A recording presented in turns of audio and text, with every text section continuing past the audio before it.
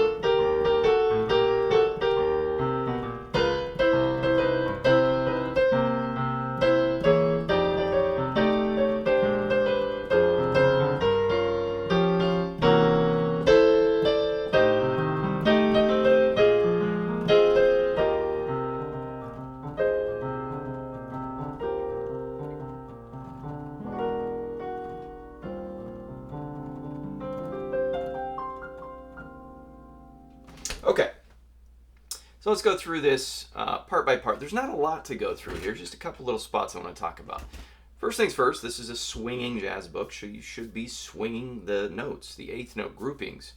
So at the very top it says easy swing, it shows two eighth notes, and it says equals, and it shows a quarter note, eighth note with a 3 bracket over it. That just means you're playing swinging long, short, long. Now, at this point in your progressive piano, if you're doing this, you probably should know that, but if you don't, now you do. So long, short, long is we're holding that first note slightly longer than the second note. So long, short, short, like that, okay? Couple things here. Watch out for some of the pause points that land to be 2.5 beats or 2 beats. Don't rush through those. A lot of times when I get my students playing these, they do all the parts great, and then when it comes down to a part where they need to pause, they kind of rush through it. So, second bar of page 1, what do you do? Hold that out, and then start. Okay, make sure you hold that. And at the fourth bar of page 1, when you hit that big block chord, second measure, there's 2 beats there. So make sure you get your spacing correct. As far as the arpeggiated chord on the third measure of bar 3, this roll here, if that creates a problem in your playing, you don't need to play that. You can just hit the bottom 2.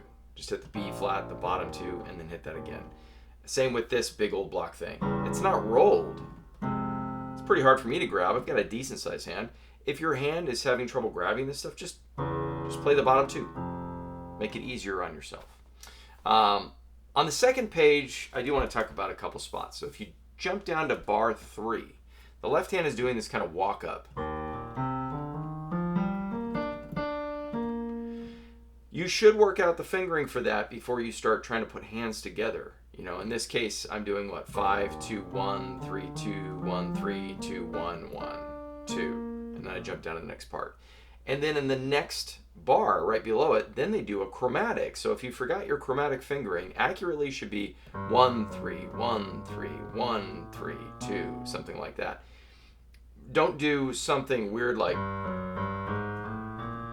I get this from my students all the time, picking a weird fingering. It actually makes it really difficult if you're not picking the correct fingering when you're trying to put hands together in these spots.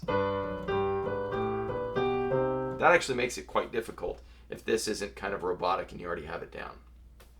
And then of course you have another chromatic on that same fourth bar, but in the last measure, and we're coming down. So we're going the opposite direction. So just be careful on those points. And one final thing at the very end, it shows this on the first bar of the last page, where you've got the B naturaled out, and you'd think, well, I'm going to keep it naturaled on the follow-up chord. Flat that. That actually sounds correct. Some people think, oh, I'm just going to keep flatting, no, or keep naturaling that B in the chord, flat that, okay? And then moving on to the ending, try to actually get good at winding your songs down. So when it says decrease, starting at the ending of these fourth bar, we're on the third page, by the way, fourth bar, third measure, where we've got this.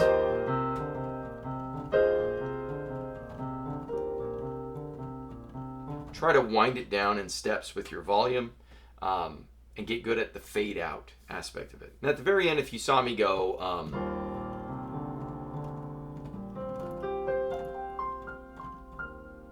and that's not written on the page, I just didn't like the way it ended. So remember, this is jazz. If you want to add things to it, add things to it. This is an improv art. It's not just read the notes on the page, although in this case I did pretty much read it.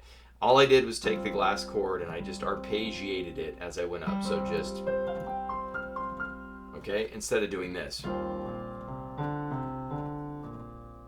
I thought that was boring. It sounds like a very boring ending, okay?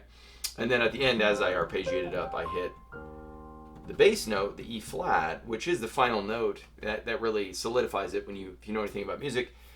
If we're in the key of E flat, we typically end on an E flat chord, and that E flat is kind of the final period in a composition because that's the key you were in, that is the chord you started on, it's the chord you ended on. It's typically how it always works. All right, guys, well, thanks again for watching. If you like this tutorial, please like, share, subscribe. If you want piano lessons, I offer them. You can find my webpage if you just go into my video profile here on YouTube, and it will take you to the webpage, and you can contact me. I offer them online, and the first couple lessons are actually free. So, something to consider. Thanks again for watching. I will see you guys next time.